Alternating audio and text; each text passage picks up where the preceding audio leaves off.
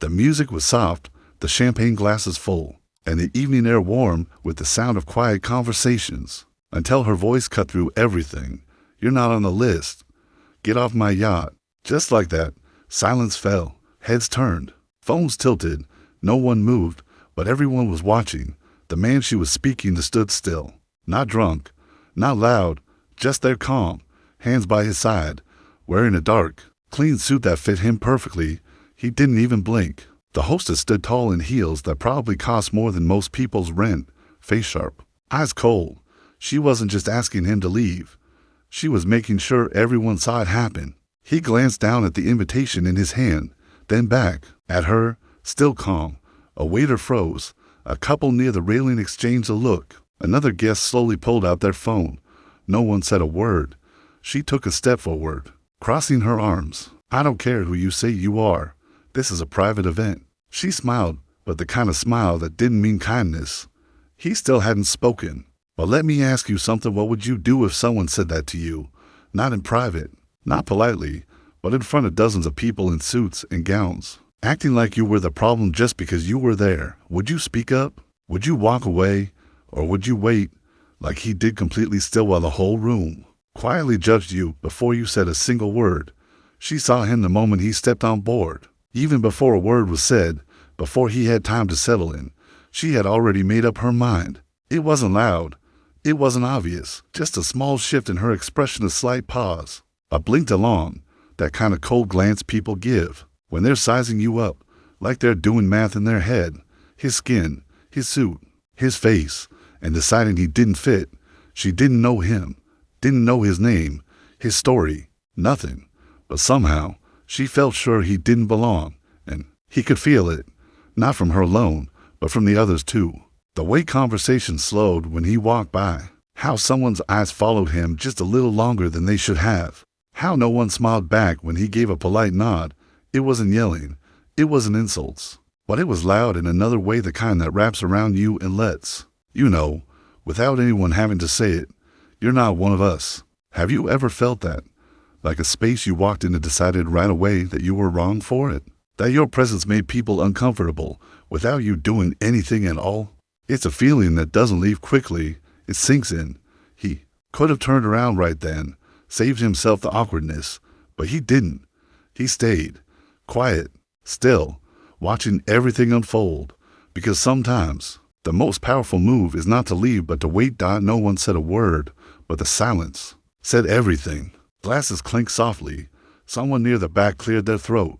A man at the bar kept looking down at his phone, not really doing anything with it. People were standing still, pretending to stay out of it, but they were all listening. That kind of silence, it's not peaceful. It's tight, heavy, like the air's too thick to breathe. And in that moment, it was clear. No one was going to step in. Not one person. A woman in a red dress leaned over and whispered to her friend, "He's not even dressed for this." Another man glanced at his watch, like he couldn't wait for it all to be over. The hostess just stood there, arms crossed, eyes locked on him like he was a problem she needed to fix. And him? He still hadn't moved, still holding his invitation, still calm, not defensive, not angry, just steady. Have you ever watched something unfair happen right in front of people, and everyone just looked the other way? Maybe they didn't want to get involved. Maybe they thought it wasn't their business. But silence sometimes speaks louder than shouting, and that's what he stood in, a wall of silence. Not one voice came to his side, not yet, and that kind of loneliness, it cuts deeper than anything that hostess said. He wasn't always the man in the suit. Not too long ago, he was the one scrubbing floors on the dock just a few steps away from where that yacht was now, floating. He used to watch these parties from a distance, bright lights, loud music, people laughing while he worked late, his hands covered in soap and salt. Back then, he didn't even dream of stepping on a boat like that, let alone being invited as a guest. But a lot can change in 10 years. Now, he runs businesses that move goods across the world. The same fancy stores these party guests shop at. Half their inventory gets there because of the companies he helped build. He didn't inherit money. He didn't take shortcuts. He just worked day after day, year after year, until the work turned into something real, something big. And still, even with all that, the moment he stepped on that yacht, they didn't see any of it. They just saw a man they didn't expect, a man they assumed didn't belong. That's the part that stings the most. Not being questioned for doing something wrong, but being judged for just being there, for walking in the front door instead of staying out of sight. He earned that invitation, earned the right to stand on that deck, look out at the water, and enjoy the view. But none of that mattered to her. She'd already decided who he was before he even said hello. The invitation wasn't fake. It wasn't borrowed. It was sent directly to him by one of the event sponsors, a business partner who told him, "You've more than earned this. Come enjoy what you helped build." It was printed, sealed, and even had his name in bold across the top. But from the second he arrived, it was clear that no one was interested in how he got it. They weren't curious about why he was there. They were only focused on one thing: whether he should be there. She never asked who invited him, never asked why his name didn't appear on her clipboard. She just looked at him, at his face, his skin, his quiet presence, and decided. That was all it took. One glance, one moment of doubt, and the whole thing shifted. The invitation in his hand didn't matter.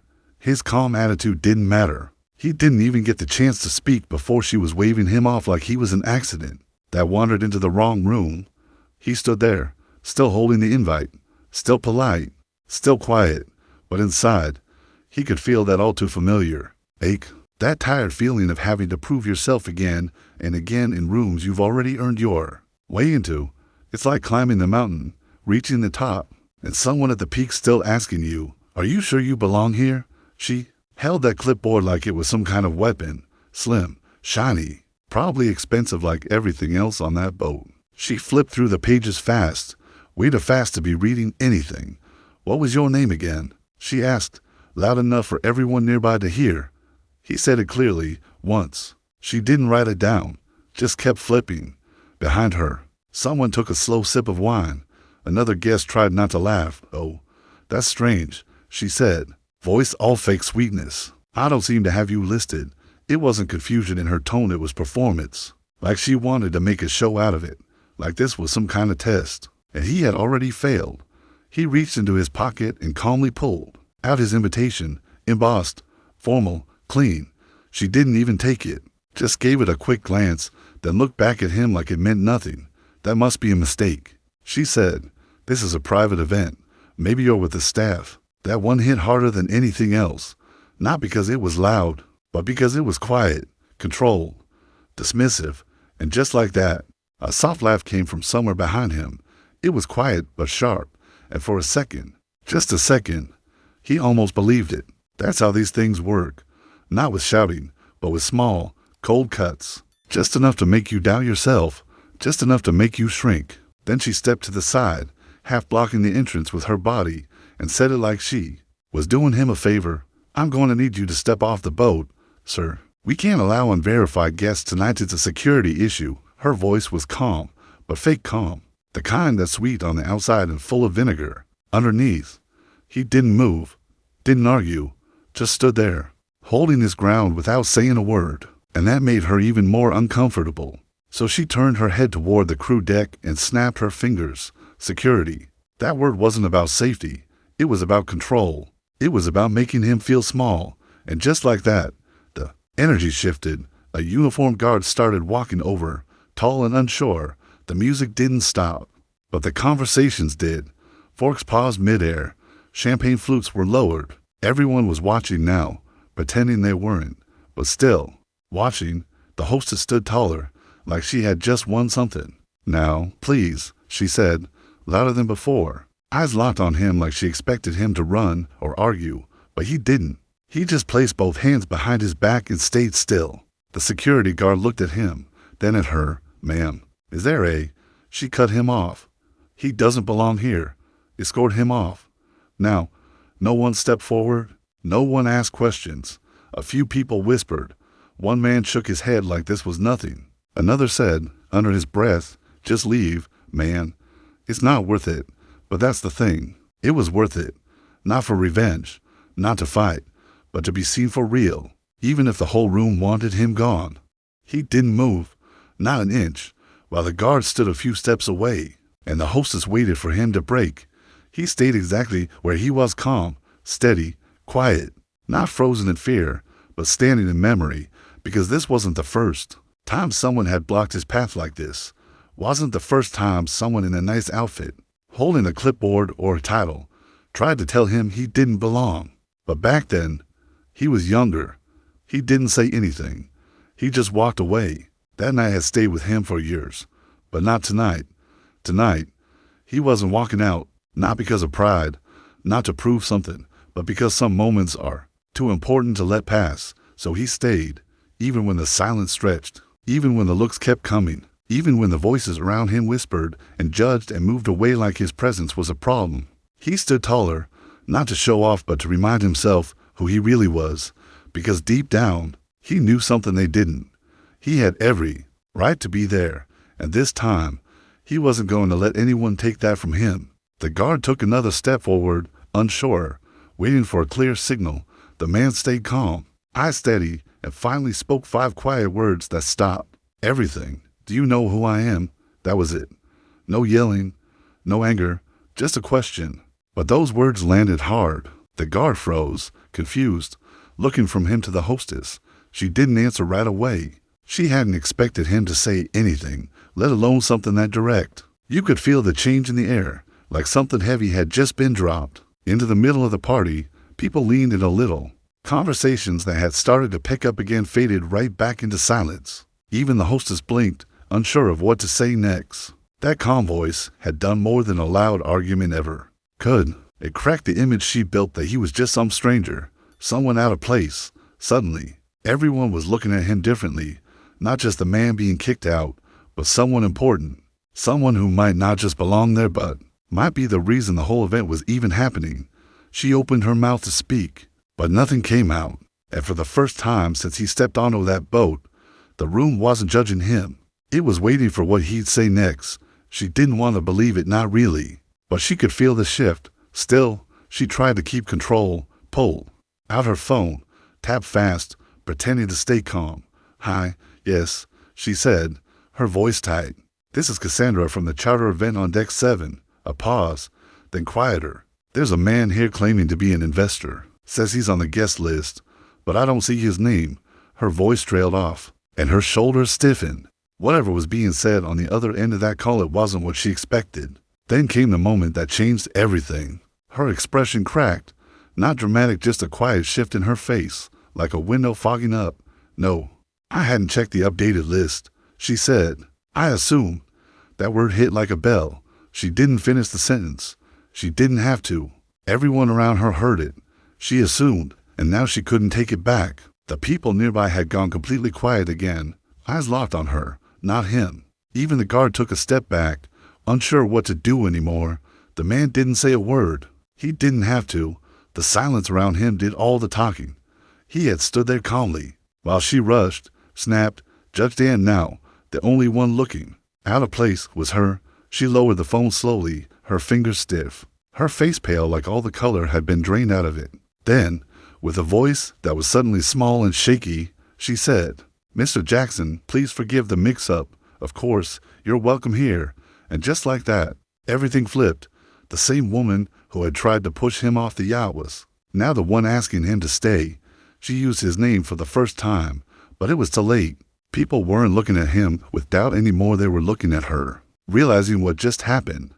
Guests who had stayed silent earlier were now whispering his name. Someone near the back said, "Wait, is that the Jackson?" Another leaned in and said, "He's the guy behind that new tech deal." Suddenly, the man who didn't belong had become the person everyone wanted to know. A woman in red, the same one who had whispered about his clothes, stood up and offered him her seat.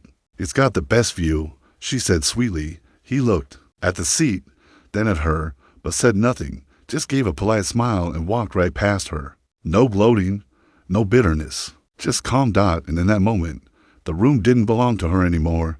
Not the hostess, not the other guests. It belonged to him, the one who never raised his voice, the one who never begged to be seen, the one who waited quietly until the truth did all the work. Cassandra was still standing there, holding her clipboard like it could somehow protect her. But it didn't mean anything now. No one was looking at her. No one cared about her list or her voice. That fake smile she had used so confidently earlier was still on her face. But it was slipping slowly, painfully. People weren't crowding around her anymore. They were drifting away, turning their attention toward him. The man she tried to embarrass had become the center of the room, and she was just there, alone. Someone walked up to him with a glass of champagne. Another leaned in to shake his hand. He didn't chase any of it, didn't soak in the attention, just nodded, soft and steady, like none of this surprised him. And maybe it didn't. Maybe he'd seen this pattern enough times to know how fast people change once they realize who you are. She finally spoke, voice quiet now, like a balloon losing air. I hope you understand. There was never any intention to offend you, but nobody was listening. Her words were background noise, empty, late, and useless. He didn't even look at her. That hurt more than yelling ever could, because being ignored by the person you tried to bring down, that's a silence you feel in your chest. And in that silence, everyone saw it clearly. This wasn't just a mistake. It was a moment she'd never be able to take back. He stepped away from the noise, toward the edge of the yacht, where the wind was softer and the city lights glowed in the distance. The voices behind him faded, but the weight of what just happened didn't. He wasn't angry. He wasn't even surprised. He was just tired. Tired of how quickly people decide who you are based on what you look like. Tired of having to carry proof of your worth everywhere you go. All he did was show up. That's it. But in a world like this, sometimes just showing up is enough to make people uncomfortable. He thought about how many others never got the chance to speak, how many had been turned away without anyone noticing. The truth is, it was never just about a party. It was never just about a guest list. It was about something much bigger, about who gets to take up space and who's told they don't. And the hardest part, it happens quietly, in glances, in pauses, in the way someone's voice changes when they talk to you. That's how people get shut out without a single door ever being slammed. But tonight, something was different. He didn't disappear. He didn't shrink. He stood there and let the truth speak for itself. And maybe that's what real power looks like, not yelling or proving anything. Just being present long enough to be seen for who you really are before leaving. He looked back at the yacht one last time, its bright lights, its polished railings, the soft music rising again like nothing had happened. But something had happened. Something that couldn't be undone. A moment that pulled the mask off a whole room and showed what was really underneath. And as he stood there, he thought about everyone watching, people who felt like outsiders, who've been told in small, quiet ways that they don't belong. This wasn't just his story. It was theirs too, because no matter how successful you become, some people will only ever see what they want to see. But the truth is, you don't need their permission to exist.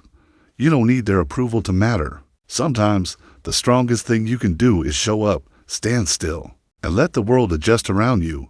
And the people who once looked through you, one day they'll look back and wish they hadn't done so. If you've ever been judged before saying a word, if you've ever walked into a room and felt like you had to earn the right to stay, remember this moment.